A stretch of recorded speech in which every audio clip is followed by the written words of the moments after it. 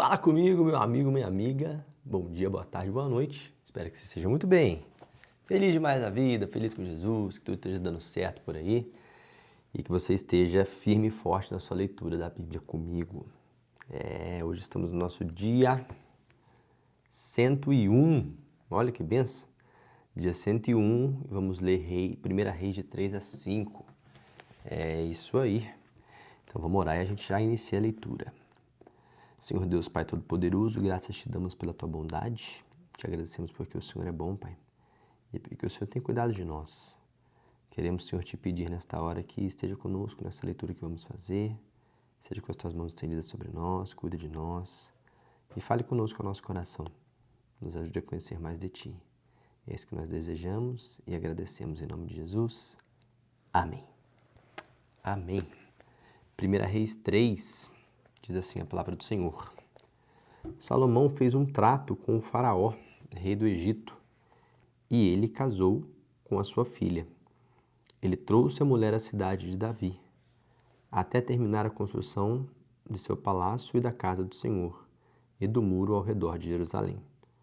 Nessa época, o povo de Israel oferecia os seus sacrifícios sobre altares feitos nas montanhas, porque o templo em honra ao Senhor ainda não tinha sido construído. Salomão amava o Senhor e seguia todas as instruções de seu pai Davi, fora o fato de oferecer sacrifícios nas montanhas e queimar incenso ali. O mais famoso dos altares no topo do monte ficava em Gibeon. O rei Salomão foi para lá e ofereceu como sacrifício 1000 ofertas queimadas. Naquela noite, o Senhor apareceu a ele num sonho e disse: "Peça-me o que quiser e eu darei a você."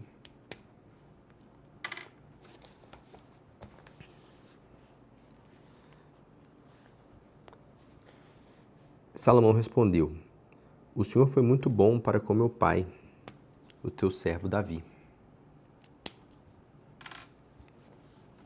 porque ele foi honesto, verdadeiro e fiel ao Senhor, e obedeceu aos seus mandamentos.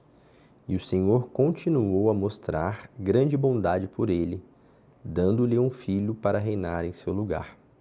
Agora, Senhor, meu Deus, faz o seu servo reinar em lugar de meu pai Davi. Mas eu sou como um menino pequeno, que não sabe andar sozinho. E aqui está o seu servo, no meio do seu povo escolhido, uma nação tão grande que nem se pode contar. Dá ao seu servo um coração compreensivo, de modo que eu possa governar bem o seu povo e prudentemente discernir entre o que é certo e o que é errado. Pois quem é capaz de julgar esse tão grande povo?"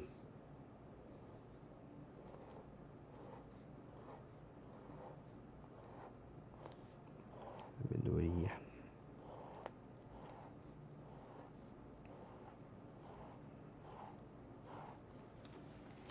O Senhor se agradou com o pedido de Salomão. Por isso Deus respondeu: "Já que você pediu sabedoria para governar o meu povo, e não uma vida longa ou riquezas para si, ou a morte dos seus inimigos, mas entendimento para discernir o que é justo, vou dar o que você me pediu. Vou dar um coração mais sábio e entendido do que o de qualquer outra pessoa nascida antes ou depois de você. Também vou dar o que você me pediu, riquezas e honra. Ninguém em todo o mundo será tão rico e famoso quanto você pelo restante de sua vida.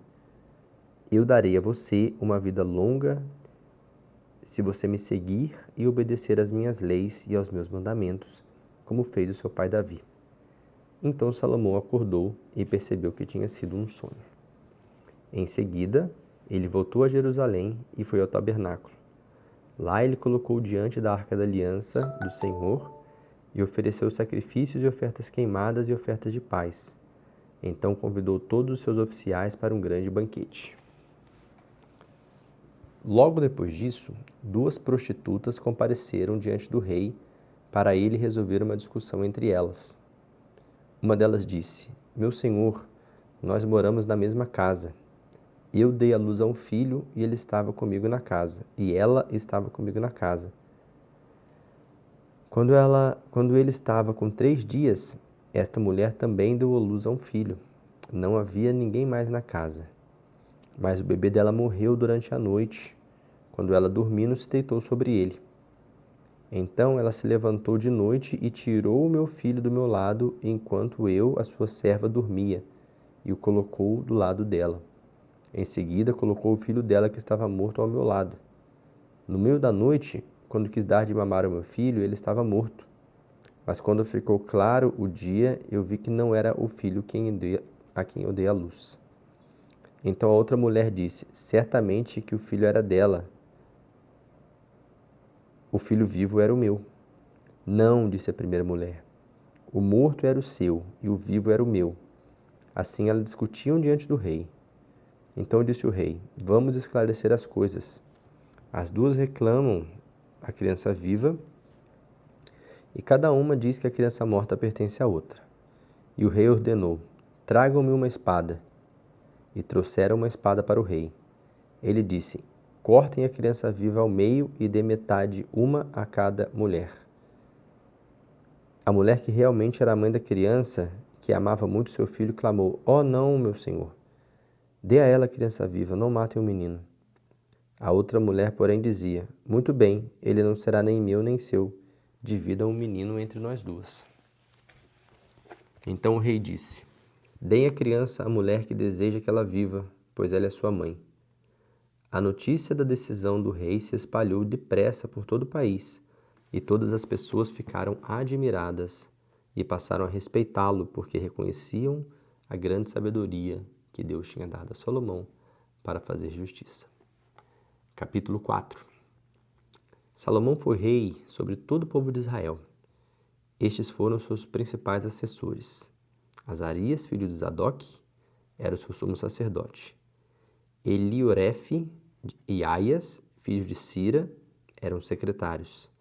Josafá, filho de Ailude, era quem escrevia a história dos acontecimentos e era encarregado dos arquivos. Benaia, filho de Joiada, era o comandante do exército. Zadok e Abiatar eram sacerdotes. Azarias, filho de Natã, cuidava dos negócios do governo e era o chefe dos administradores dos distritos.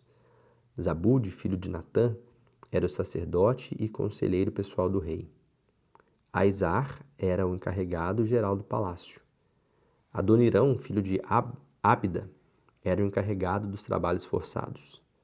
Salomão também nomeou 12 administradores distritais, responsáveis por trazer o alimento do povo para o rei e o seu palácio.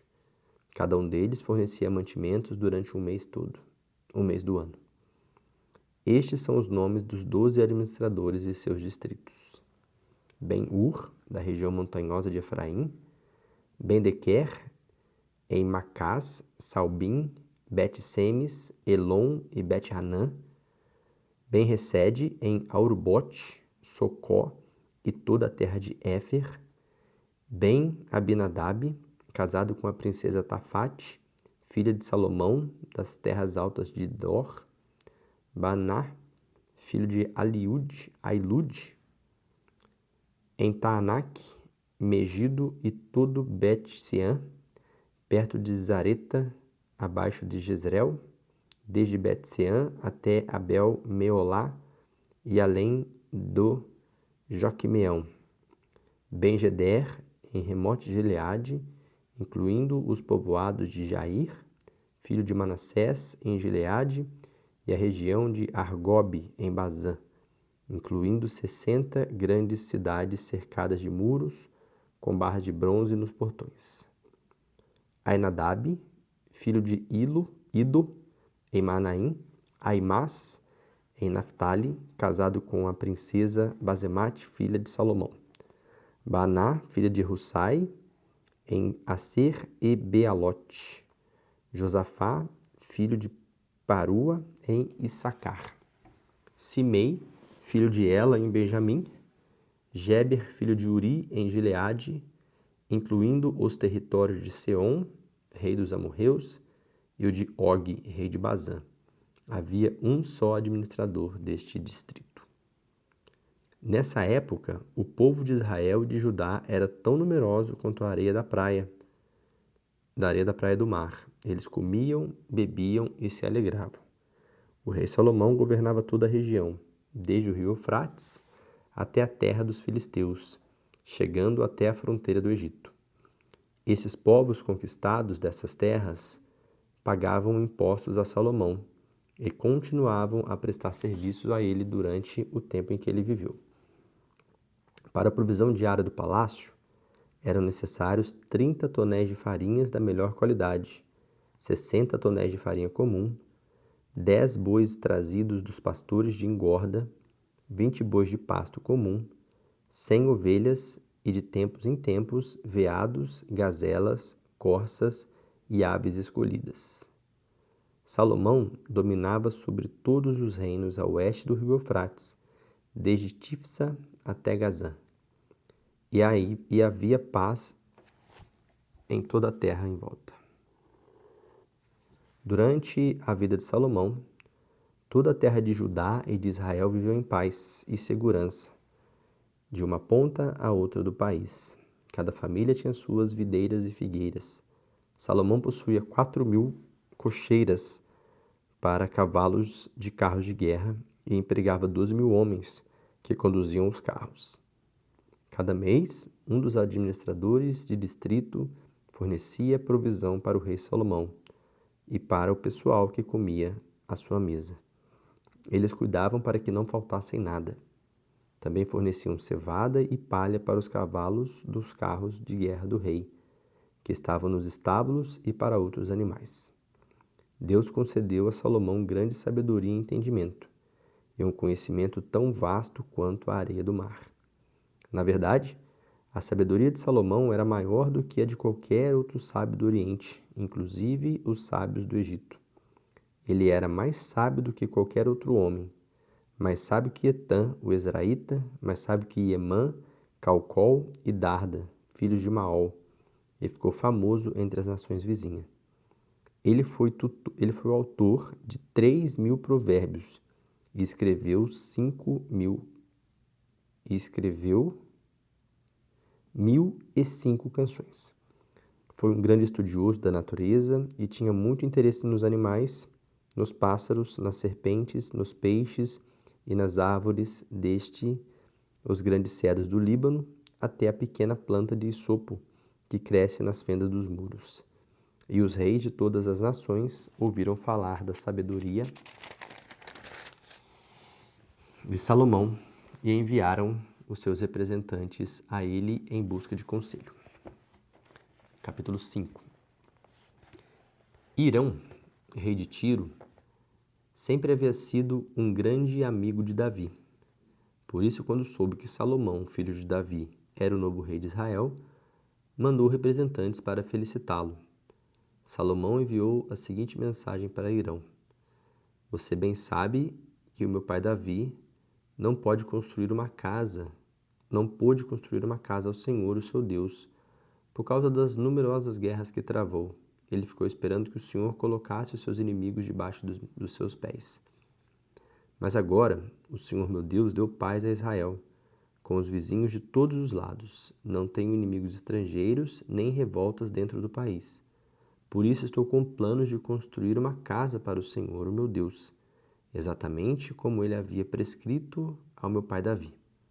O seu filho, a quem eu colocarei no seu trono, construirá uma casa em honra ao meu nome. Agora eu lhe peço que me ajude com este projeto. Peço que os seus homens cortem para mim cedros do Líbano, e mandarei os meus homens para trabalharem ao lado deles, e pagarei os salários que os seus homens me pedirem. Pois, como você bem sabe, ninguém em Israel corta madeira como vocês, sidônios. Hirão ficou muito contente com a mensagem de Salomão e disse: Louvado seja o Senhor, pois deu a Davi um filho sábio para ser o rei do grande povo de Israel. Então ele mandou a seguinte resposta a Salomão: Recebi a sua mensagem e vou fazer conforme o seu pedido no que se refere à madeira. Posso fornecer madeira de cedro e de pinho. Meus homens trarão as toras das montanhas do Líbano até o mar Mediterrâneo e farão jangadas delas. Essas toras, em forma de jangada, irão flutuando ao longo da costa até o lugar que você indicar. Depois desmancharemos as jangadas e lhe entregaremos a madeira. Você pode me pagar com alimento para a minha casa. Assim, Hirão cortou para Salomão tanta madeira de cedro e de pinho quanto ele desejou. Como pagamento, Salomão mandou a ele, cada ano, 20.000 tonéis de trigo para sustento de sua casa e 20.000 tonéis de azeite puro de oliva. O Senhor deu a Salomão grande sabedoria, exatamente como lhe havia prometido. Hirão e Salomão fizeram um tratado de paz. Então Salomão chamou 30.000 trabalhadores de todo Israel e mandou esses homens ao Líbano, em grupo de 10.000 por mês, de modo que cada homem passava um mês no Líbano e 2 meses em casa. Adonirão era o chefe geral desse acampamento de trabalho. Além desses, Salomão tinha 70.000 operários, 80.000 cortadores de pedra na região das montanhas, 3.300 chefes de turmas que supervisionavam as obras e comandavam os trabalhadores. Por ordem do rei, os cortadores de pedra modelavam enormes blocos de pedra de ótima qualidade para o alicerce do templo. Homens de Gebal ajudaram as construções de Salomão e de Hirão no corte e no preparo da madeira e também no preparo das pedras para a construção do templo. Amém. Essa foi a leitura de hoje. Vejo você amanhã para mais uma leitura. Que Deus abençoe muito a sua vida. E até amanhã, se Deus quiser.